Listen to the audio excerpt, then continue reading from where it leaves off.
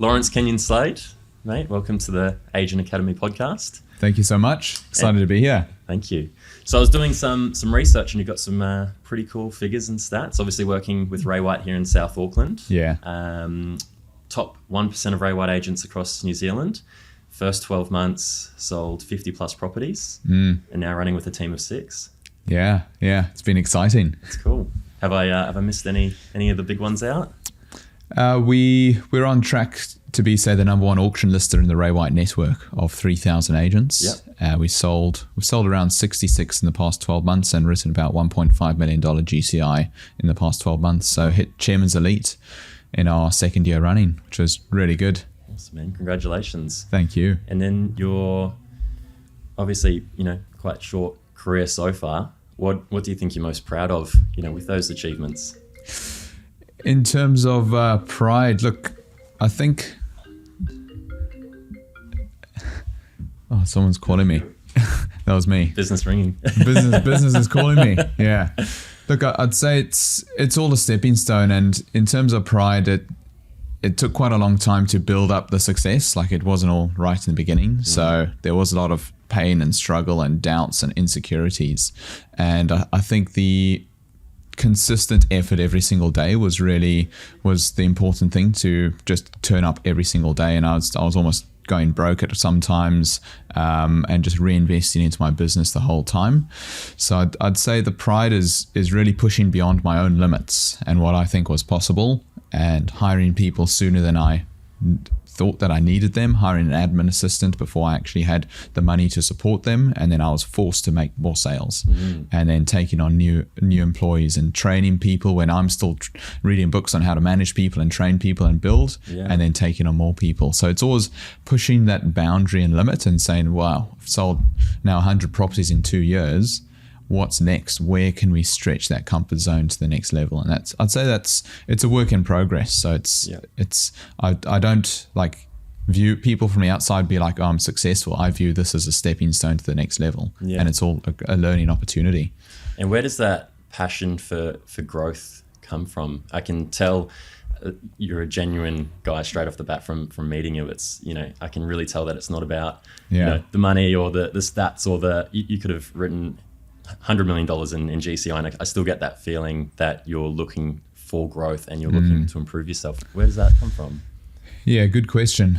I used to be really passionate about getting the most out of, say, life through when I was growing up. Like, I went to a lot of festivals and parties, and I was very integrated into that party scene, which was very unhealthy. So you drink a lot of alcohol, take substances, and it just wasn't a conducive environment. But I was doing that because I wanted to get the most pleasure and enjoyment out of life. Yeah.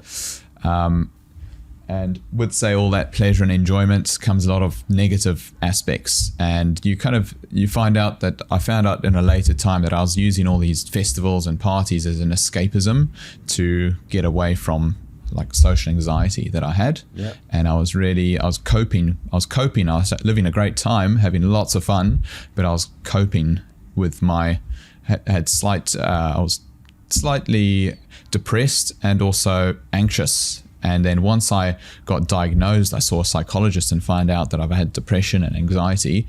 Then I found out that I've got something to now fix. And with still that burning desire to get the most out of life, I then translated that into, let me flip this into a self-development focused. And I really focused on, I did public speaking, started running, ran a marathon, and really focused on becoming better. And public speaking was the most terrible thing I've ever done in my life. And I did that for 2 years. Yeah. And then I started reading books. I read one book, Jordan Peterson, 12 Rules to Life. And it was talking about serotonin and how you have low serotonin in life. And it's always the highest serotonin people that get more out of life and are more confident. And I was just felt that I was having low serotonin all these party years.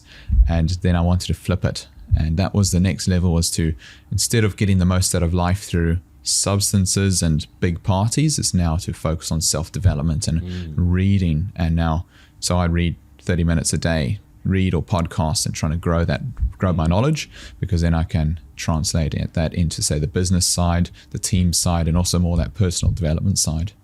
Awesome. I actually really understand and appreciate where you're coming from. I feel like I've had a similar journey, and I don't know if you agree with this, but I almost feel like it's an escapism, but in a positive way. So the festivals, the parties, you're escaping in one direction, and then the self-development, the growth, it's almost a bit of an escapism of, a previous self. You're looking to grow, you're looking to move forward, and you're looking to become, this new version of yourself. Yeah.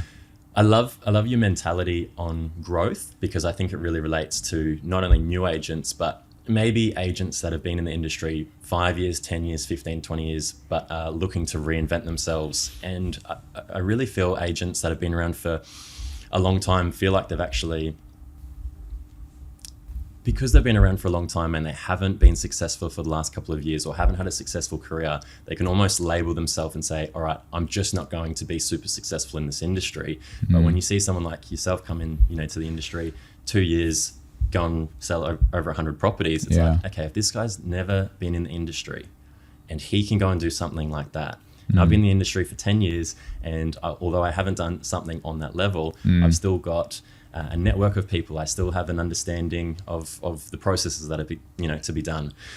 For yourself, what do you feel is the mentality that's missing between that agent that is average and really looking to push to the next level versus someone like yourself who's come into the industry and really taken it by storm?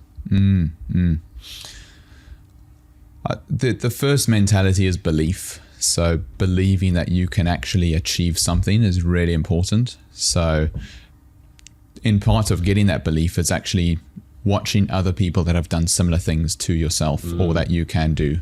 And that helps build that belief structure in your brain, because as soon as you believe something, you know it's to be true, and then you can achieve it. And I watched quite a lot of the real estate gym, real estate conference. We watched a lot of Josh Teslon in his Ray White. He writes about $9 million commission now, and he's 5 years in the industry. He wrote 1.1 million his first year.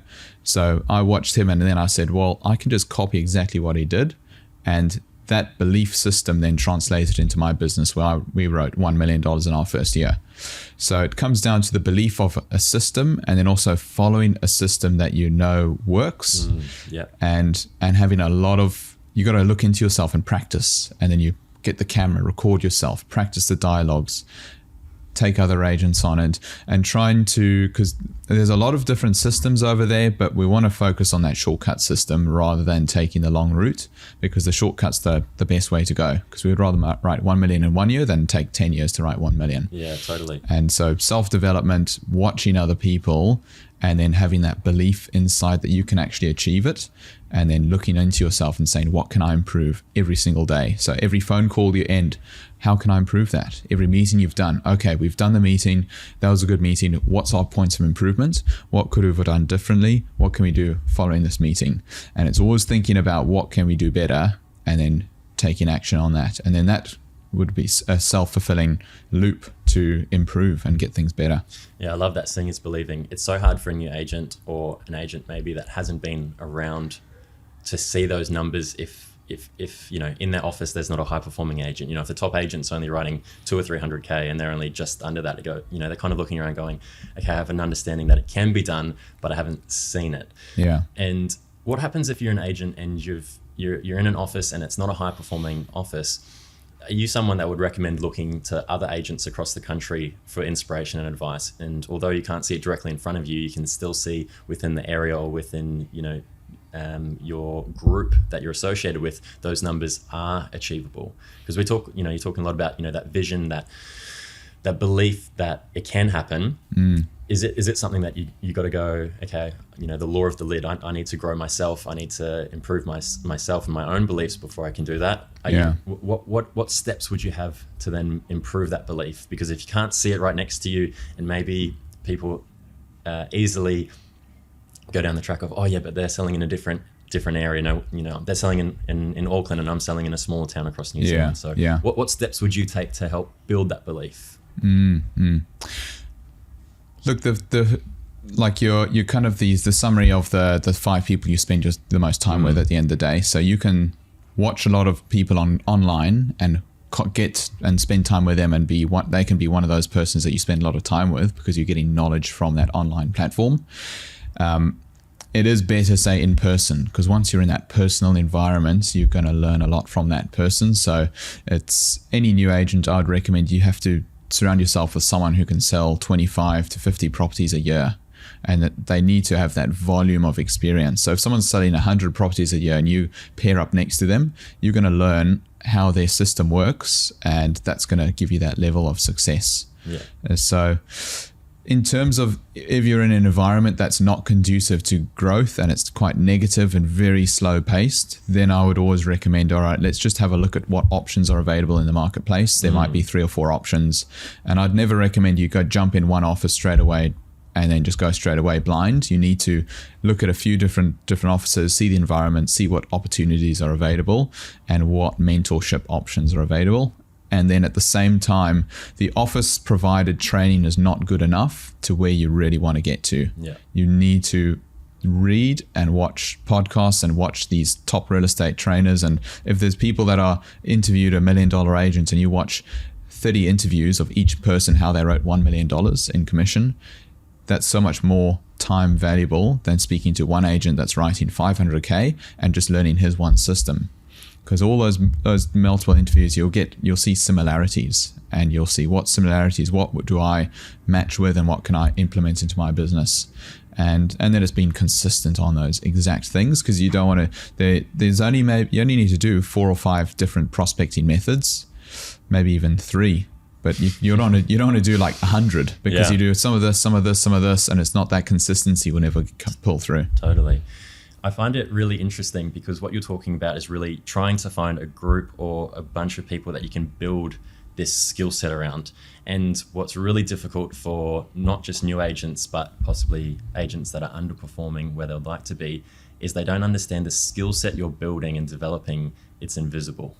Yeah. So my father-in-law is a builder. Yeah. Whenever I've gone and done work with him, we've done a few renovations on our properties.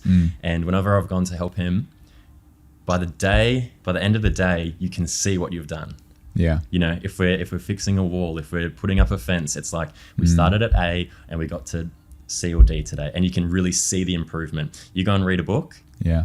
You don't know any different. You might pick up one little idea, but your life hasn't changed. Not that life changes when you build a fence. Yeah. Or, you're talking about listening to a podcast. And that's where I love the idea about consistency, because, it's the compound effect. You're really building that knowledge base up over a long period of time. It's not just about those couple of pages. It's not just a little bit about, those practice, practice pitching. It's the consistency of that. Yeah.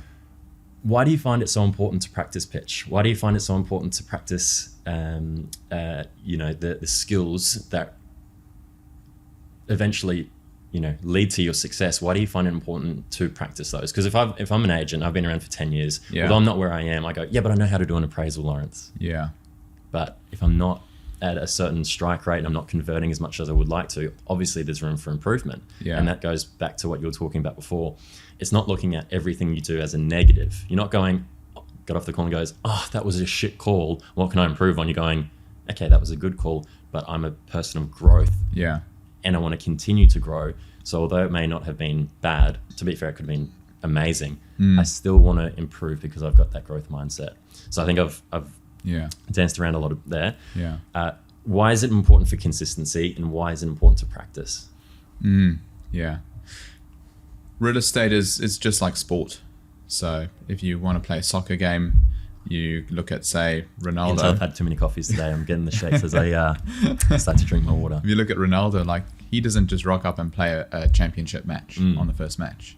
He's practiced years and years and years. And with the practice, like, sometimes you kick the ball, you miss the goal. Sometimes you kick it, you get it in. But the more you practice to kick it to get it in, you're going to get better and better. And when you need to perform in the listing presentation in front of the client, or you're on the call speaking to these clients, cold calling, the sharper your skills are, the better you're going to perform, and the more goals you're going to score if you're really, really good. So it's a reflection of how much you've practiced.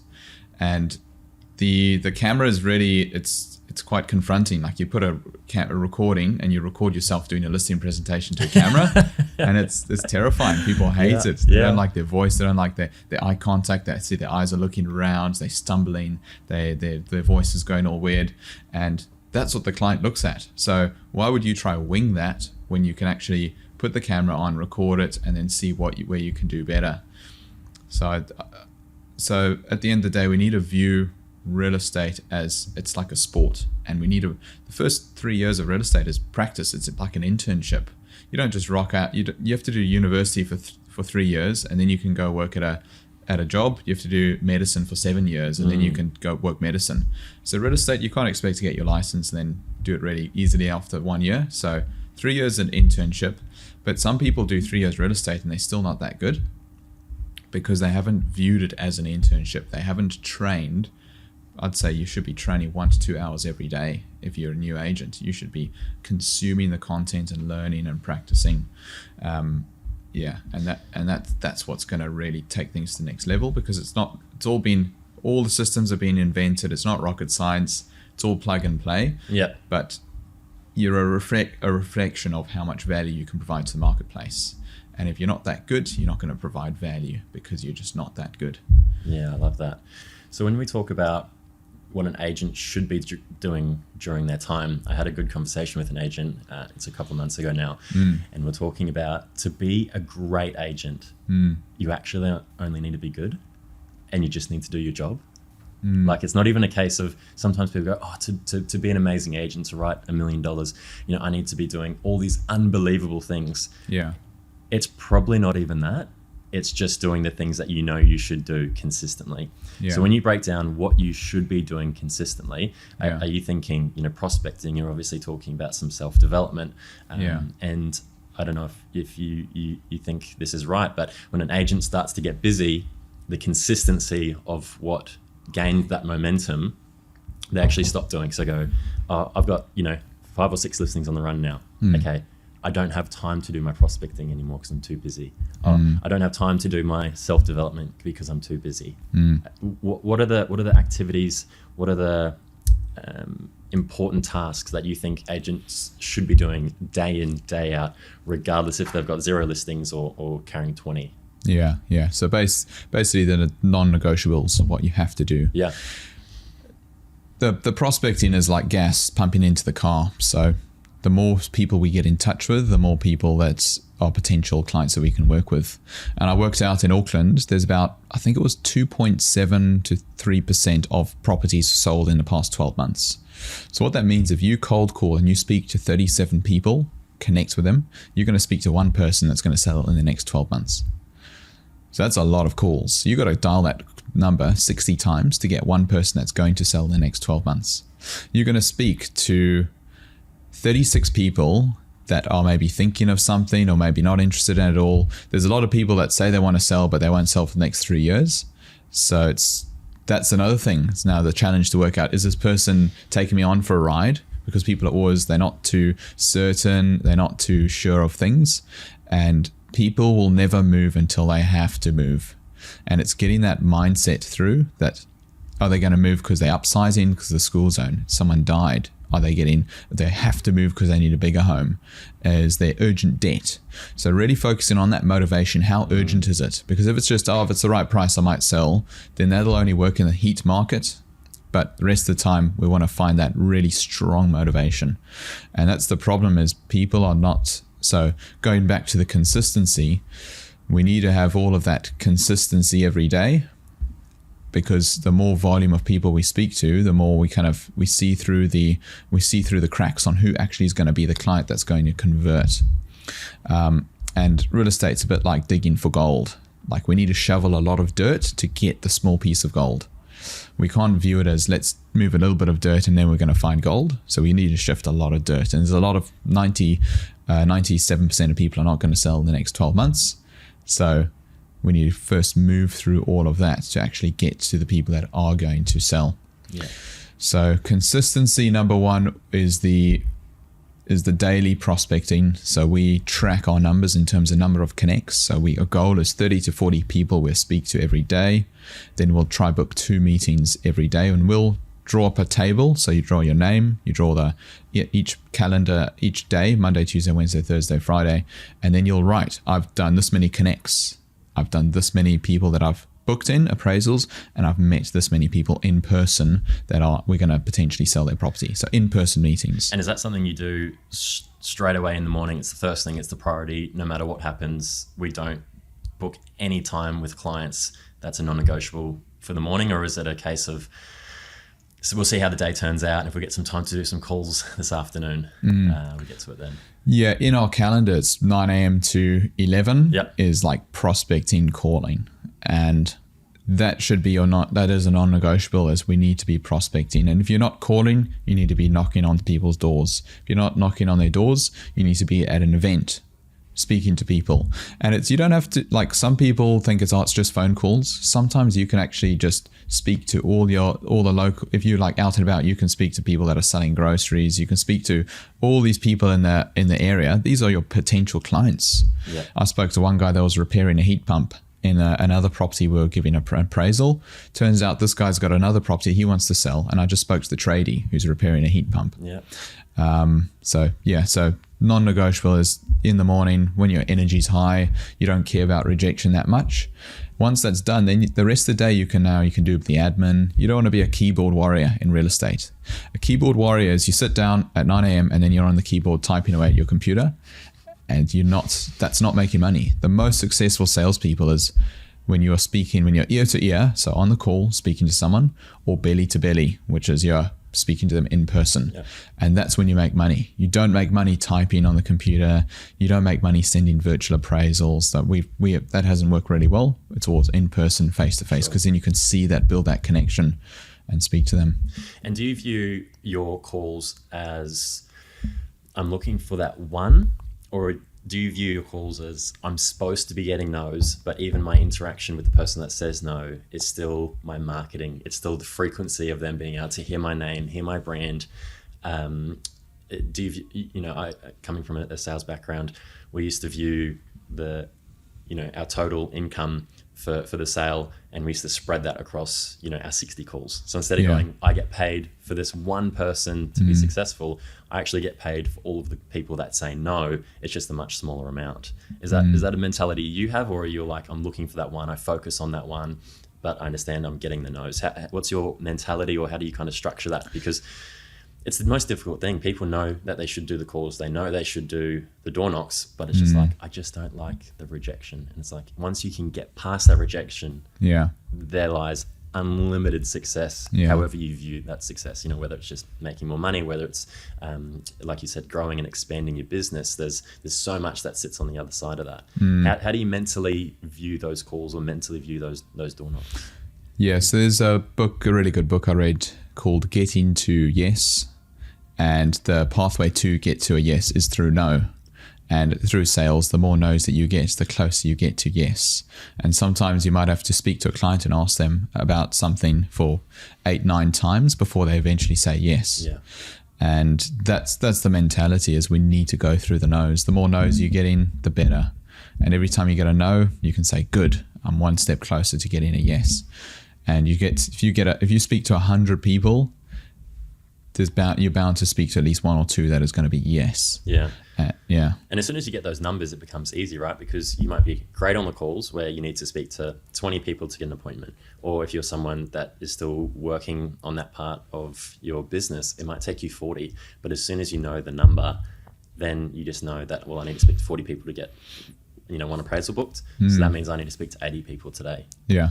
Yeah. And I either do one thing, I speak to a shitload of people with a really bad pitch, or I need to improve my pitch as well. Yeah. So then you're speaking to more people, you're practicing, which is what you spoke about before as well. Yeah. And that's when that kind of, improvement comes. Yeah. We've spoken a little bit about the vision and the goals. How do you set your goals and what you're working towards? Do you set rewards for them as well, or how are you setting them? Are you setting them based on the end result? Are you setting them based on the top of funnel? So, is it more metrics, how many calls we need to do to be successful? Or are you basing it around, we want to sell, 4 or 5 homes this month? What's your target? How do you work out your goals? How do you work out your vision? And then how do you draw that back to, this is what I need to do today? Yeah, 100%. I'd say the vision that I'd have, my top vision would be to own a passive income real estate portfolio and have could say 10 or 20 or 30 properties mortgage free, earning myself money so that I can spend more time on what I want to spend my time on. So then it comes down to, all right, I need a certain amount of income to then buy these properties. So we've set a goal for our team, $3 million GCI commission. And to do $3 million, we need to sign up 4 auction listings per week. And 4 auction listings would then translate, we need to do at least 16 to 20 in-person meetings. So we've worked out, if you do 5 meetings in person, we'll sign up 1 of those, will be successfully signed up as a listing. And then to do that 20 in-person meetings, we need to book in maybe 30 to 35 on the phone, because there's cancellations, people delay, they want to push things out, they change their mind. So we need to be booking 35 meetings in person on the call. So we've got the team and we all focus, all right, let's try book 2 meetings per person per day. That's the goal. Sometimes we don't hit it, but as long as we've done our calls, we've done our 40 connects or 50 connects. If our metrics are not too good, we need to do 60 connects, and we still haven't booked 2 meetings. I mean, you've done the work, which is good. So that's the one option, is to say, look, I've done my calls, I've given it a shot, let's try again tomorrow. The other thought process, you could say, look, I've done the calls, let's keep going until I try get 1 or 2 meetings anyway. So you can work to goal. So work to goal to try and you lock yourself. One agent says, I lock myself in the room, I don't come out until I got 2 in-person appointments. And they might not be selling in the next, say, 3 to 6 months, maybe a 12-month, but we just want to get in front of them. Yeah. So we kind of focus more on, let's get the calls done, do the 40 connects.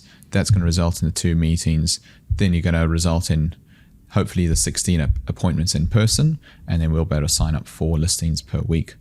And yeah, this past month we've signed up about 19 listings. Some are off market, and we're like, all right, we've signed up 19. What's the next level? Yeah, that's great. I love how you have that big vision, but then you've broken it down step by step to go, okay, today I need to book in 2 meetings. And by the sounds of it, you're also quite flexible in your attitude, whether you're someone that goes, okay, I gain my confidence in myself because I did my 40 connects, or I gain my confidence because of my end result that I got those 2 meetings booked. Yeah. And if you're someone that has to get those 2 meeting booked, you might be able to have 2 phone calls and go, okay, I'm done for the day. Or like you said, you might be stuck in the room for 3 or 4 hours because that's what's required. Yeah. And some days you have, shorter days prospecting, other days you have longer, but purely based because you know your personality, or if you're someone that just goes, if I get my 40 connects over a long enough period of time, I know that the numbers are going to play out. Yeah. How do you keep yourself accountable? And now that you've started to build a team out, how do you keep them accountable to making sure that gets done every day as well? What are some ways that you ensure accountability?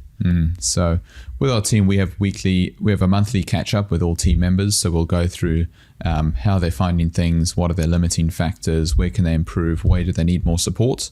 So having that monthly catch up individually with each team member is really important. And that can help set up mini goals for each month. So each month we'll have a mini goal or 2 or 3 mini goals for each team member on what they want to achieve. The next step is tracking. So we'll have the leaderboard in terms of the number of appraisals booked and calls, connects done, and number of appointments done in person. So we'll write that on a whiteboard, make it really visual, and then every single week we'll track that. So we've got summaries over the past, say, 20 weeks of how many people have basically been booked in and how many appointments have done for each team member. So we can sit down with a team member and say, look, over the past 4 weeks, you've booked in this many appointments. You've had this many in-person meetings. We've only done, say, 4 in-person meetings with yourself in the past week. We need to try to get that up to 5 or 6, because if we can do 5 or 6, then we're guaranteed to get at least 1 or 2, 1.5 listings over that week. So being really just tracking your numbers every day, because if you can't measure it, then you can't manage it. And if someone's saying, I'm not doing too well, I haven't signed up a listing in the past 2 weeks, you say, okay, well, that's fine. How many appraisals have you booked in person? Oh, we've only booked in maybe 2 in the past 2 weeks. Okay. How many calls have you done? Oh, I'm not too sure. Then it's like, okay, well, that's the problem. Let's measure the calls. Let's measure the number of appraisals booked. And we've talked a lot about the calls and door knocking, or we've talked about that more physical prospecting. The next side of thing is the business in terms of the marketing and investing into your own business. So my first 1 year, I invested probably 90% or 80 to 90% of the money I made back into the business. So I took zero money out for 1 year. I wrote $1 million and put it all back in the business. And that was a decision that I made to delay the gratification. So I didn't want to eat the marshmallow now. I wanted to eat it in a year or two's time. Yeah. And the person that can delay gratification longer and longer is going to get success much, much higher. And why do you think agents don't reinvest as heavily as they should? You know, I hear of some agents, you know, it comes to paying a couple $100 for, you know, putting an ad in a newspaper, and it's not that they don't think they'll get the return. They just go, it's not worth it. Yeah, but nothing's going to come from it. I did that a couple of years ago. I did that a few months ago and I didn't get anything from it. Probably comes down to the consistency of doing that again. But when you talk about reinvesting, why do you think it's so important, and how do you reinvest your money when it comes to marketing also? Yeah, reinvesting in marketing is vital. So if we look at, say, McDonald's or Google, they invest maybe 20 to 30% of their money back into the business in terms of marketing. You just see these guys' ads on the news. You see Coca-Cola, their advertisements is everywhere. And we want to be that type. We want to be like Coca-Cola in our marketplace. We want to be that agent that's got their face around. If you're on the back of a bus on a billboard, people are going to see you every day. We haven't really invested too much into those avenues. The ones that we've done quite a lot of is, say, we'll do 2,500 flyers delivered, and that's through the vendor paid advertising for the just listed properties. So vendors would pay for it. Then it gets delivered. We've got a letter people that would deliver them, and so the flyers would be one step. The next one is sending out letters. So would send out maybe 3,000 addressed letters per week. Now we don't use the New Zealand Post because they'll be like $6,000 a week. So we put them in the envelopes and we basically would get them hand delivered into our set target market. And that's a very direct, we can actually grab the person's details, put it on an address letter, and we can put those letters in any letterbox, even if they say no advertising material, because as long as it's an addressed letter, then you can pop it in there and you can say, look, we've sold this property with this many buyers missed out, and we've got a buyer A, B, C, D, E. This is their budget range. They're looking for this price range. We can put a whole different range of buyer budgets, and you say, look, these buyers are interested in a property similar to yours. Would you be interested, if you got the right price, would you be interested to sell? We've got these buyers right here. So we've taken an approach of kind of trying to solve the person's problem really quick and easy, to say we've got the buyers, we could sell your property in a week or so. And because people want to achieve something, they want zero pain, they want zero cost, and they want it done instantly. And the easier you can sell your services to be that, then they're going to be, I'm going to call the guy who sent me the letter. That will get you the foot in the door, and that would open up the opportunity to try bring those buyers through. You'll get some offers. If they're not that good, you can also say, look, they haven't been that good. Better the bargain hunters. Let's look at a campaign. Should we invest some more money in marketing? Let's boost things up. So going that off-market route, trying to sell it off-market and then converting it to on-market is one of the strategies we've used. Yeah, and it's not misleading, because if you've sold a property down the road and you've had multiple interests on that property, and it's a similar property, there are the buyers there. It's 100%. It's not your agent who has no leads, nothing going for them, and then you're trying to do that. It's based off hard facts, and you can use those hard facts for any homes within your marketplace that have sold and had interest, right? Anyhow, even if another agent sold in your office, you could say, how many buyers did you have there? What budget range? Okay, cool. I'll put on my notes and say, look, we've got access to buyers. Yep. So you can leverage off other team members as well. Absolutely. And say, look, we've got the buyers. And I have quite a basic letter. I don't even have any branding on the letter. So I keep it very basic. I put branding right at the bottom. Yep. And it's just say, this hassle-free sale, off market, no marketing money spent. We bring the buyers through, get you sold. And then I'll say, these are the buyer requirements, 5 or 6 bullet points. It sounds like you're really going for frequency with your marketing as well, rather than, you're having this one really expensive campaign that people see once. It sounds like you're really going, I want lots of people to see my brand lots of times. What's the thought process behind that? Yeah, the frequency builds trust. So the more we are on social media, people scroll on Facebook, they see us pop up. The more they get 3 letters in their letterbox, they get 3 different flyers. Then they call me, I've seen you, I've got like a few of your letters in the past. Then they've built that trust and relationship with you. Yeah. So it's kind of that. If you do one letter, they might oh, okay, I'm not too much trust is built. But if they see you on all these different platforms again and again, once they've got 15 touch points, then they're like, oh, I know this person. They've always been sending me letters, and I'm really familiar with it. And then they get led to your socials. They get to see your voice. They get to, hear your voice, see your face, and they really feel like they get to know you. 100%. Are you familiar with the teeth whitening brand High Smile? Yeah, I've seen that. Yeah, so they're one of the original kind of teeth whitening companies. It started with two guys from the Gold Coast, and I followed their story. It was actually quite interesting. I bumped into them on a night out in a bar on the Gold Coast one time, and I got talking to them, and they said when they started High Smile, it was all about the frequency of people seeing their brand. Even though the company had started to become a little bit more successful, and they had the money, they said it wasn't important for them to go get this huge influencer that might cost them $100,000. They go, if we had $100,000 worth of product that we could give to people that had 1,000, 2,000, 4,000, 5,000 followers, well then you're seeing Mitch use it. They're seeing Lawrence use it. They're seeing Tom use it. They're seeing Stacey use it. So one person has seen, 5 or 6 of their friends use it, and then they're starting to think, hang on a second, I'm seeing this everywhere. While, originally if they go through, sponsor a Kylie Jenner post or something like that, it costs them however many millions of dollars, and lots of people see it, but they don't have the trust with the brand. Yeah. They don't have the trust with the product. They don't have the trust with the service. So it really sounds like what you're going down is that same path of frequency. The more times people see me, the more times people will trust me. And then once I have the opportunity, through all your practicing, the consistency in your approach, then I have to nail my appraisal. Yeah. So we've worked through a lot of the marketing, we've worked through a lot of the prospecting. Now it's crunch time. We're going into the appraisal. What steps are you taking in the lead up to that appraisal, and what is really important for you to cover during that appraisal? The first setup is the way we put our appraisals together. They're very photo based. So with each property that we would compare your property with, we've got a whole page with 4 or 5 big images of the property, and I have it on an iPad, so I'm able to zoom into each photo, and it's very easy for someone to see the price. They can see the photos, and we can put 5 property comparables, and the iPad is a game changer because I can show my whole team, I can show my stats, swipe through their slideshow and show these recent sales. And by zooming into these in terms of on screen, this provides really good, easy information for the client to see, okay, this is where the market's likely sitting. This person's done a lot of research. They've got the correct photos. And the people that walk up with just a printout of a small little photo of the property and say, this is the sale price over here, this is what yours is worth, they're shooting themselves in the foot. Because the vendor's like, okay, well, I can see that over there, but I like it a bit more bigger and visual, and that makes it a lot easier for a lot of clients to understand the value. When, say, meeting with a client, energy is so important. So as we walk into the property, it's like, hey mate, hope you're doing well.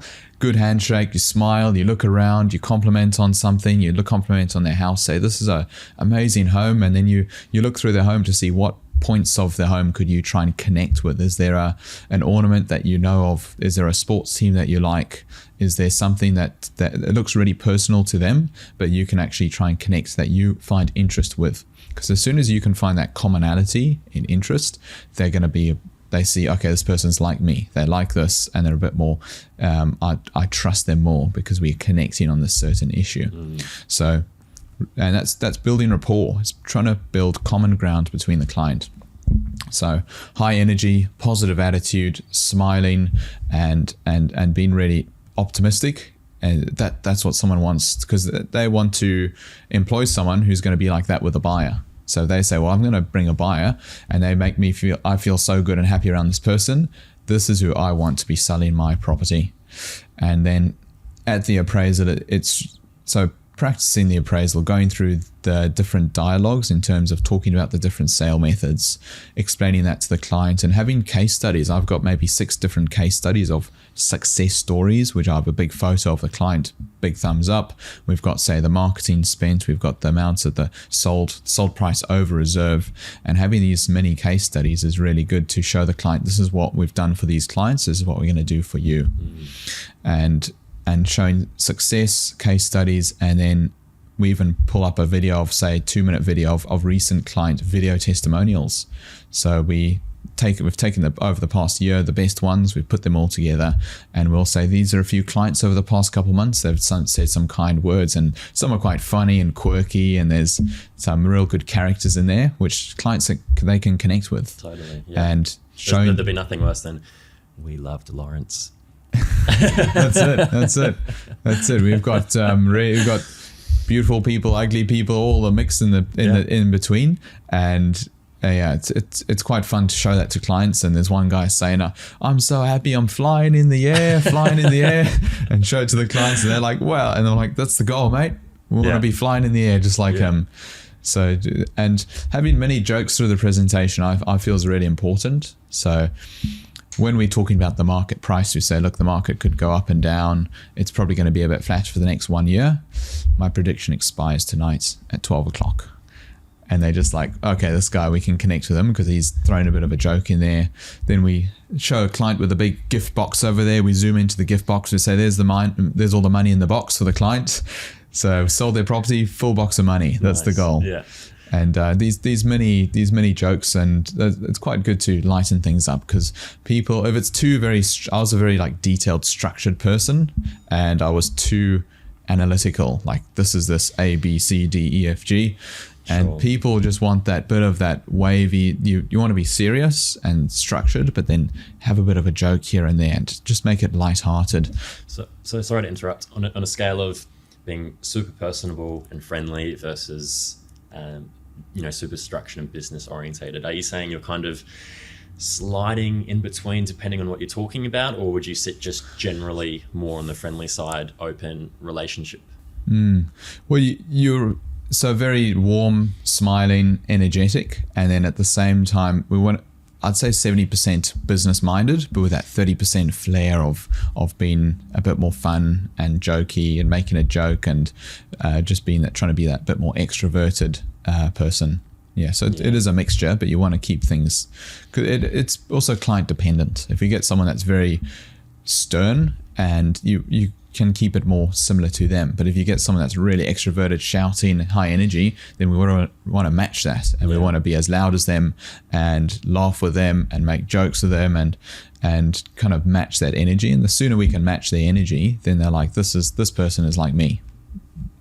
And for a newer agent that's coming in, and maybe they haven't quite figured out not who they are, but their personality and how they want to sell, how would you recommend that they are taking the best bits from other agents in the office, but not sounding like a complete idiot when they're trying to pull it off? If they're a laughy, open, fun person, and maybe someone that they've been working with is really serious and structured, and that's working for them, how would you recommend that they're bringing their personality through, but still being able to take these little bits from their mentors and those who are successful around them?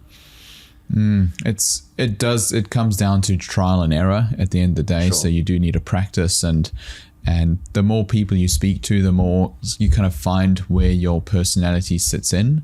And I dealt with a lot of, say, anxiety and people worrying about what people think of me. So I had to get through that just with doing the reps. So if you're doing 20 appraisals a week, then you learn it better and better. And then doing the reps with other agents in the office and pairing up with other agents that are successful, and just seeing how their method could suit yours, and watching what works for them. And then you can always take on that knowledge. I'm getting a real sense of consistency and growth, and everything that you're talking about, it's always very, all right, if we're going to do something, we're going to do it well, and we're going to do it consistently. And if we can't do it well, we're definitely going to do it consistently. And even if we're doing it well, we're still going to do it consistently, and we're still going to be looking to improve.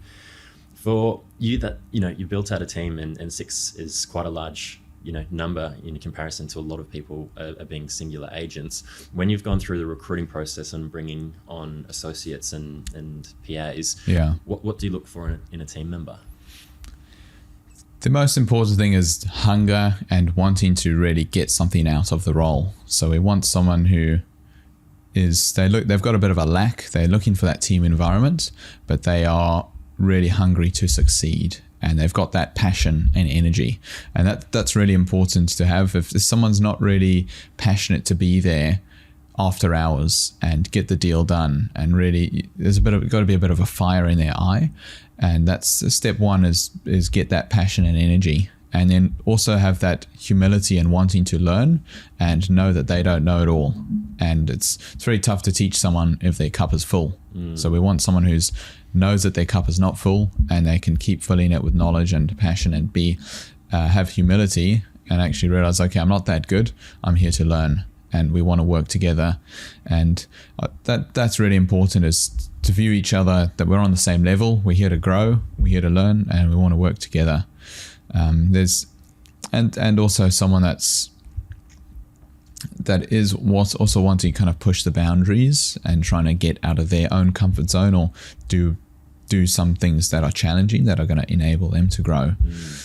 So those are kind of the things that we focus on. It's funny because off camera we're just talking about, Marty Fox and the White Fox brand, and, bold, polished, matter of fact. But when you're looking to grow a team, you're not necessarily looking to find that person that is bold, polished, and matter of fact. You're almost trying to find that diamond in the rough, and you're going, okay, this is someone that their values and their willingness to grow and willingness to learn and willingness to be coachable will allow them to be that successful agent, or allow them to be a successful part of the team in the future, rather than going, this person has to have it all together now. I'd say there's two different trains of thought. So there's the entry level roles. That's 100%. We're going to look for someone that's with that growth potential. Some of the top businesses in, say, the world, they focus on hiring the best people for the job, and they're recruitment specialists.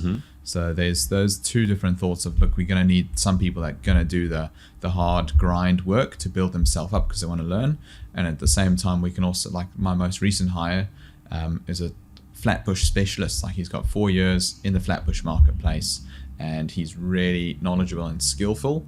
He wasn't getting the good team environment that he was looking for, and self-development, but he had so much market knowledge. So for us employing him as a team member, he's been a really good asset because he's got that knowledge and skill base already there.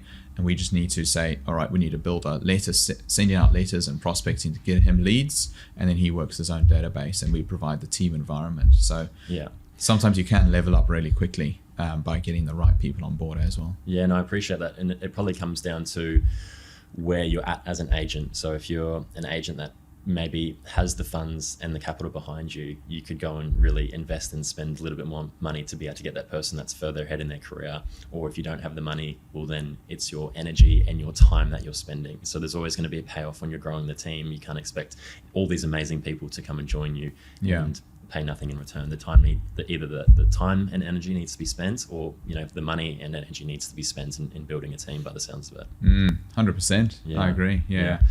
I've got a few questions here that I thought would be really valuable for listeners in particular. To the type of agent that'll be listening to this.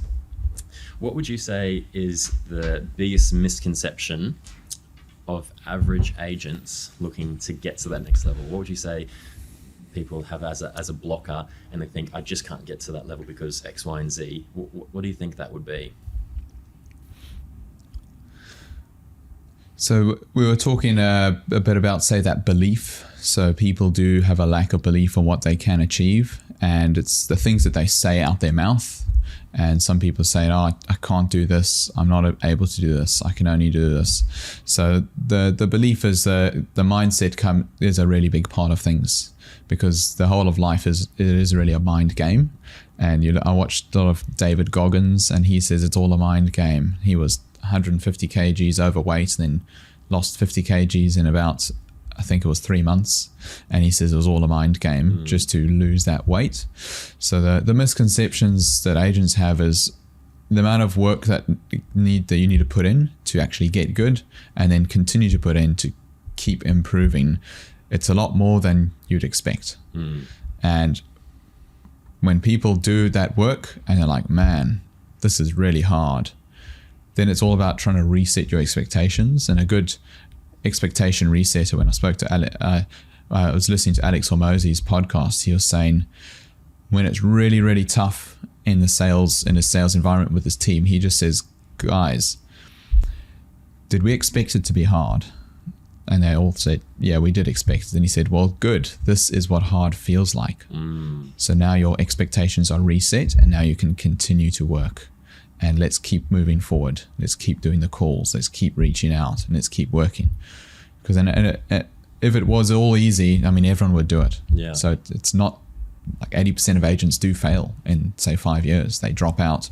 They maybe doesn't work for them, but it's the hard things that it's going to be more valuable. You're going to get more value, feeling of success out of it, and the person you need to become to be that person that writes $1 million. That's who we want to attain. Is we want to be that type of person, and you're going to have to flip your whole script, flip yourself, change yourself, and it's going to create more value than you've ever imagined, and the skills and the mindsets, and it's definitely worth it, but it's a hero's journey to get there. Man, I love that. You talk about, like, I think the misconception what you're talking about really is the fact that everyone gets that feeling. Everyone, when they get to the table and they go to do their calls, or they go to knock on the door, or they go to do the prospecting, or they go to have the appraisal, there's a little bit of anxiety, there's a little bit of self-doubt, and it's people like yourself that go, okay, I have that, but I'm going to do it anyway. I have that fear, and I'm going to do it anyway. I'm going to judge myself based on doing it rather than judging myself based on the outcome. And if I do it for long enough, through everything you've spoken about, the frequency, the consistency, that's where the results lie.